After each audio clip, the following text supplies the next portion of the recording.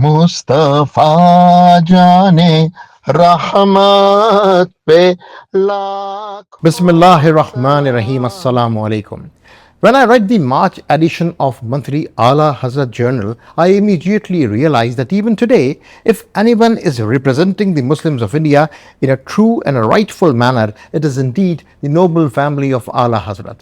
It is the bloodline of Imam Ahl Sunnat, Imam Ahmad Raza Khan, that holds the power and courage to speak the truth fearlessly. And the March edition of monthly Ala Hazrat is the greatest testimony to that.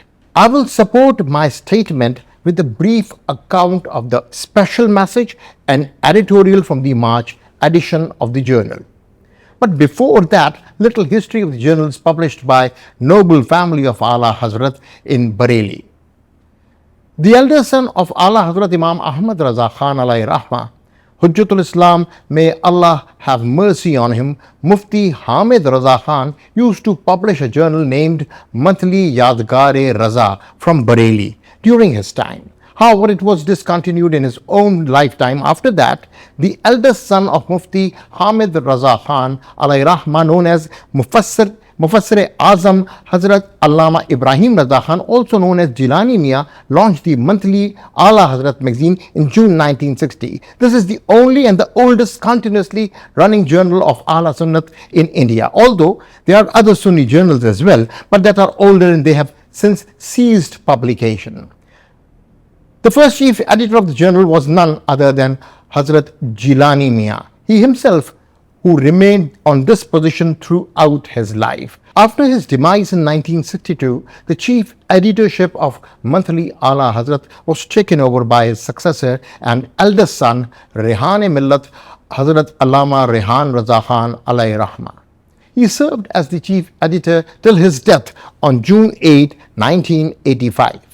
After his demise, since 1985, the chief editorship journal has been his successor and the eldest son, Hazrat Allama Muhammad Subhan Raza Khan, famously known as Subhani Mia. The chief editor, Muhammad Subhan Raza Khan, introduces himself as Khadim-e Ahl Sunnat Khanqah-e Rizviya, Dargah-e Ala Hazrat Bareilly Sharif.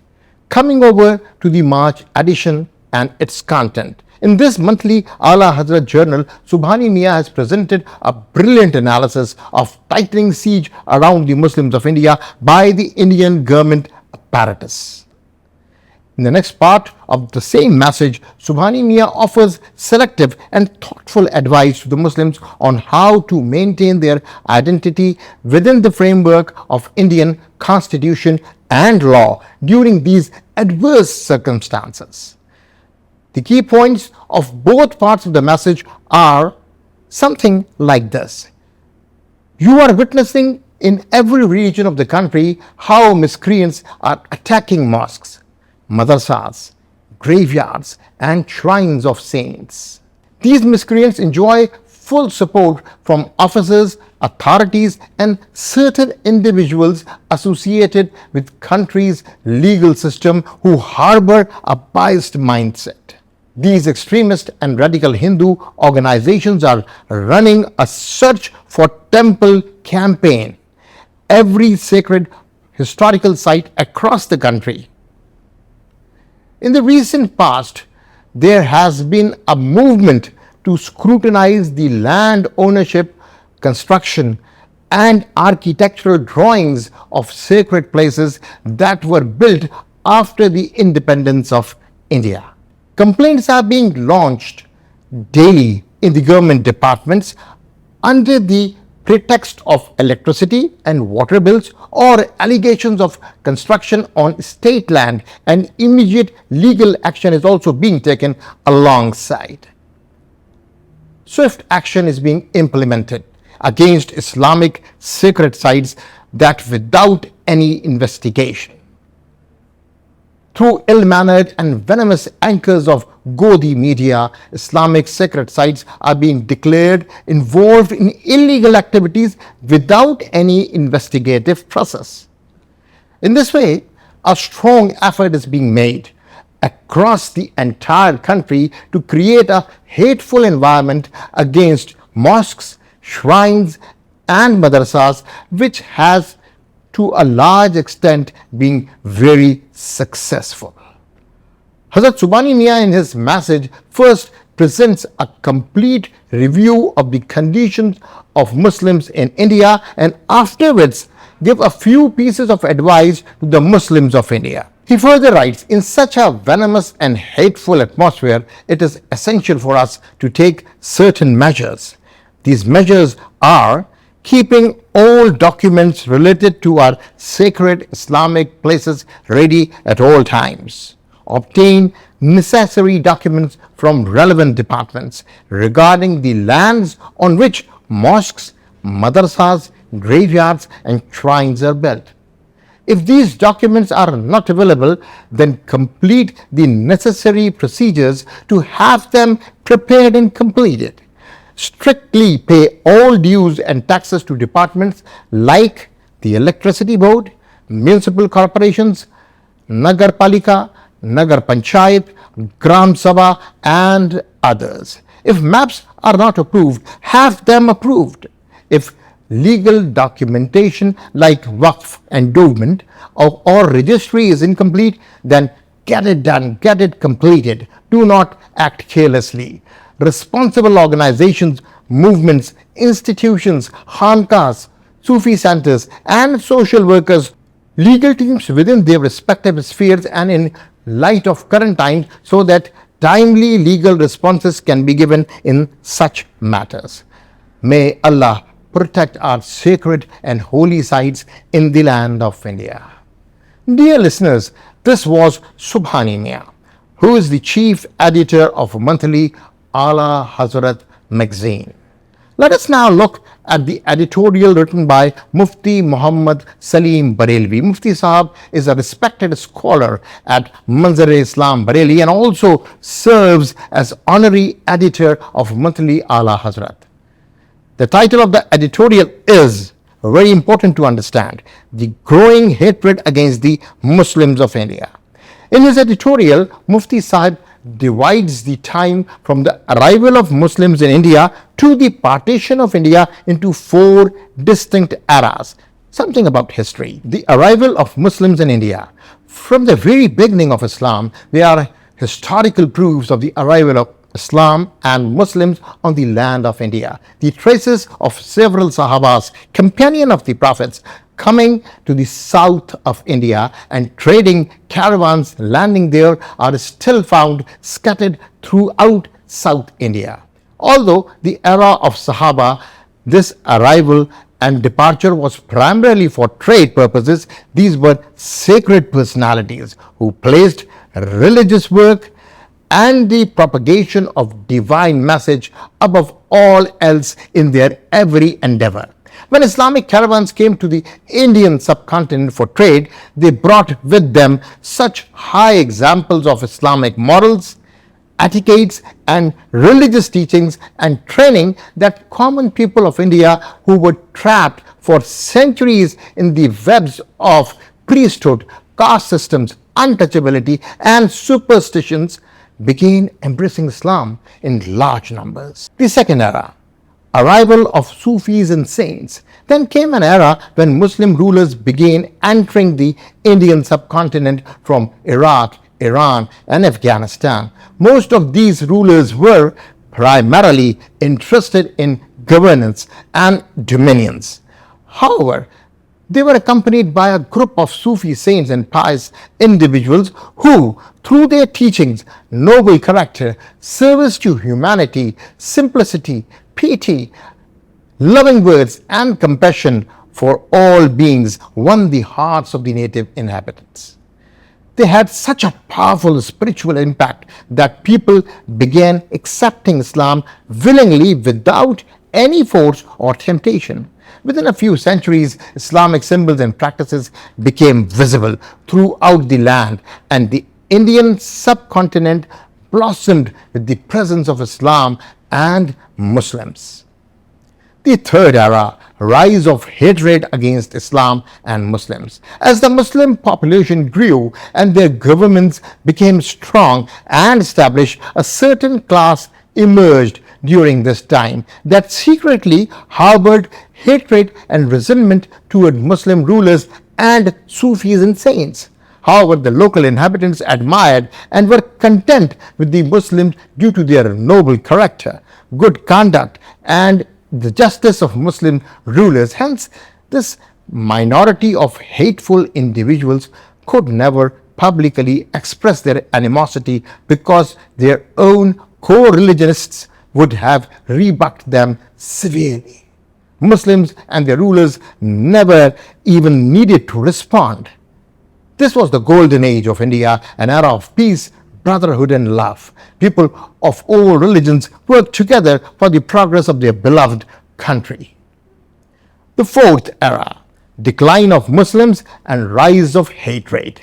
Eventually, a time came when Muslim rulers fell into luxury and indulgence, hypocrisy, internal strife, and worldliness consumed them. Their governments began to weaken. They became embroiled in mutual disputes and conspiracies.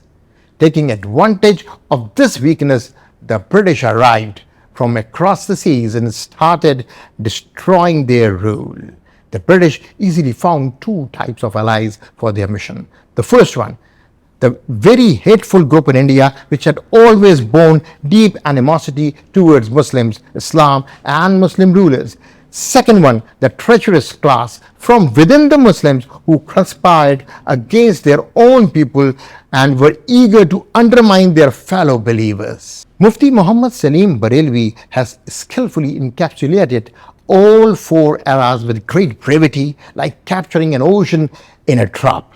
He then writes boldly and truthfully about the British era and post-independence conditions in India. But I will now briefly focus on hateful faction that Maulvi Sahab mentions in the fourth era. The British leave India, but they left behind a large section of society filled with deep hatred towards Muslims. Gradually, the creation of Pakistan became the climax of the hatred against Indian Muslims. Propaganda became a central element in this rise of animosity. Mufti Sahib outlines the key propaganda points of this coordinated campaign as following. Number one, a massive propaganda was spread by this faction who held deep hatred for Islam and Muslims, that Muslims in India and their religious monuments are illegitimately established and maintained. Muslim rule in India, like British colonial rule, was portrayed as illegitimate and exploitative. During the era of Muslim rule, it was claimed that Hindus were oppressed and forcibly converted to Islam. Muslim rulers, Nawabs, landlords were accused of dishonoring Hindu women and committing widespread sexual violence. The religious monuments built by Muslim rulers, Nawabs, landlords, and ministers were alleged to have been constructed by demolishing Hindu temples. Muslims during their rule were accused of massacring Hindus and illegally seizing their properties. Indian Muslims were labeled as disloyal to the country, claiming their loyalty lies solely with Islamic countries, especially the Holy Land of Hijaz. It was alleged that Indian Muslims teach hatred against Hindus in their madarsaahs and mosques and vow to establish Islamic rule in India. Muslims of India are both a threat to country and an obstacle to its progress. Such baseless accusations have been promoted so extensively that a deep-rooted hatred has now developed in the new generation of Indian Hindus against Muslims to the extent that they can no longer tolerate the presence of Indian Muslims around them.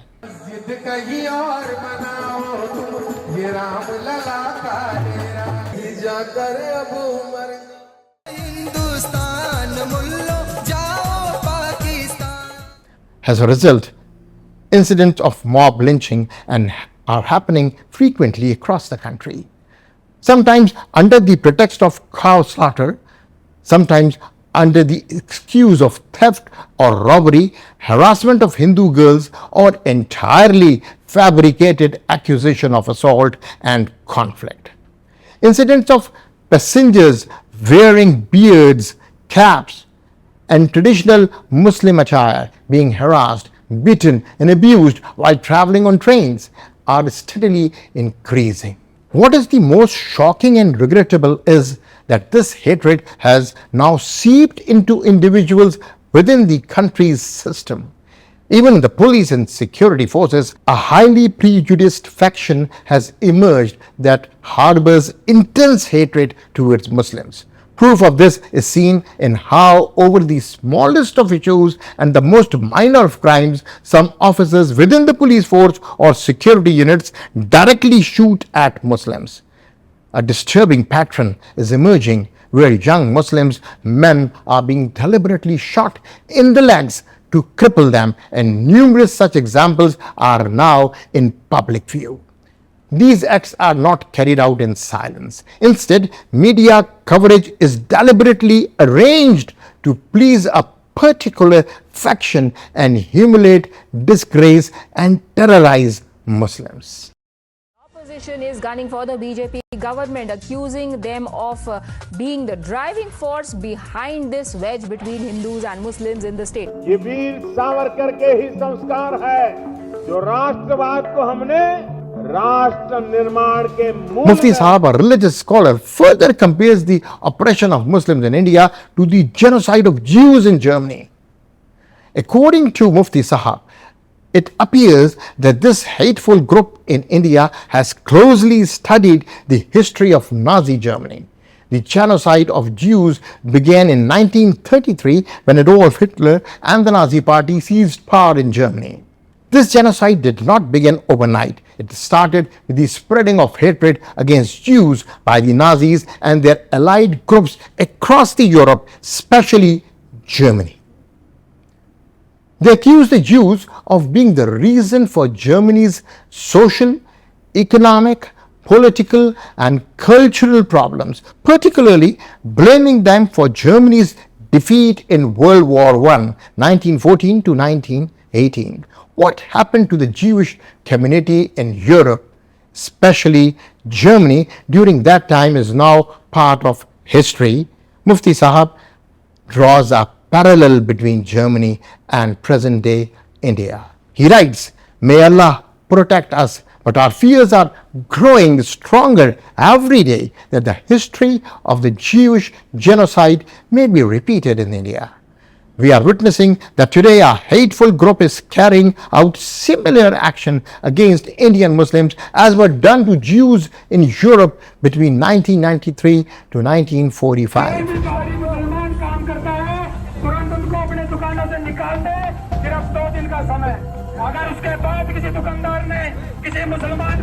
As a patriotic Indian Muslim, Mufti Muhammad Salim Bareilly goes on to highlight the responsibilities of the Muslim community despite these unfavorable conditions. He goes on to say, here are the suggestions which he offers. In such circumstances, every Indian Muslim, as a loyal citizen of India, must take sincere and serious steps to counter the spread of hatred against Islam in the country. There is a need to draw sensible and serious non-Muslim closer at local and regional levels. While staying within the framework of Sharia, religion and sect, Muslims should demonstrate Islamic teachings through their character and morals to reassure non-Muslim citizens about Islam and Muslims. Misconceptions and doubts in their minds, in their hearts about Islam and Muslims must be addressed, as this is a crucial demand of the time. Actions must be taken to reduce the hatred in their hearts. For this, religious figures, spiritual centers across the country need to become more actively engaged. The responsibility of protecting the nation and the community, which has been divinely placed upon the shoulders of the religious scholars, spiritual leaders, and community leaders, must now be taken seriously. After reading the message from the editor-in-chief and the editorial from the honorary editor, I am fully convinced that monthly Ala Hazrat is following exactly in the footsteps of Imam Ahmad Raza Khan. The way the dangers faced by the Muslim community are addressed in this message and editorial is not only a testimony to the courage of the descendants of Ala Hazrat, but also reflects their far-sighted political vision. Even a century after the passing of Imam Ahmad Raza Khan, his progeny continues to fulfill the duty of defending Indian Muslims in an exemplary manner. अनसुनी बातें जवाद रजा जाने रहमत पे लाखों सलाम।